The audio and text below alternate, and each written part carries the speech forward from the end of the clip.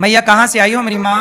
रुआड़ी से आई हूँ, हरियाणा से। तो मैया आपके घर में कौन कौन है? बेटा भी है, बहू भी है, एक लड़का पोता है, एक पोती है, दो बाहर। तो बेटा आपका है, बहू है, पोता है, फिर भी आपको यहाँ रहना पड़ रहा है, क्यों? उसने दुकान मकान अपने नाम करवा ली और फिर उसके बाद में सोचने को मारी बहुत ज्यादा, बासी आटा की रोटी दिए। बासी रोटी कौन देता था? बहू दे करती। बहू। हाँ, तो, उनके तो बेटा रोकता नहीं कि माँ के साथ कैसा व्यवहार कर? नहीं, कुछ नहीं कहा करता। उनको बर्तन मांजा करती, रोटी बनाया करती, तीन बच्चों को पाया।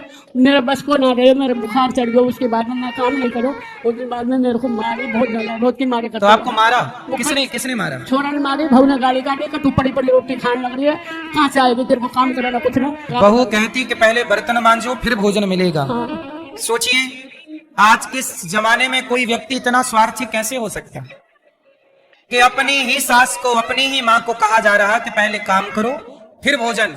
बैठे बैठे देखो एक बेटा भी अपनी माँ को नहीं खिलाना चाह रहा। कुछ बेटे ऐसे भी हैं। अनु बोला गोली खा ले, तो गोली खा ले, तेने कौन रखा है, कौन रोटी दे, कोई ना दे। गोली खा लो मतलब? जहर की गोली खा ले। जहर? हाँ, जहर की बेटा गोली। बोला? बेटा बोला। देखो बेटा के पास ये माँ होती तो जहर खिला के मार ही डाला होता। ये तो गौरी गोपाल में है तो सुरक्षित और सुखी है, क्योंकि आप सब सहयोग करते हो। आपको गौरी गोपाल में कितना टाइम हो गया? मेरे को 3 साल हो गया। 3 साल। हाँ, मेरे को कोई चीज की तरफ यहाँ कोई दिक्कत तो नहीं है? कोई दिक्कत नहीं है। मैं दूध, चाय, रोटी, सब्जी, फल, फ्रूट सब कुछ मिलने लग रहा है। फिर आपको पूछते हो मैया क्या खाओगे, क्या करोगे, सबसे पहले हमें पूछते हैं, बाद में खाना खाते हो आप। हमने कोई पैसे तो नहीं लिए? कुछ नहीं लिया बेटे, एक भी पैसा नहीं लिया हमारे लिए। तो माँ की मृत्यु होने पर बेटा आएगा अंतिम दर्शन करने, इसकी कौन गारंटी लेगा? मैया अब आप यहीं रहना मेरी माँ, ये दास आपका बेटा बनकर सदा आपकी सेवा करेगा।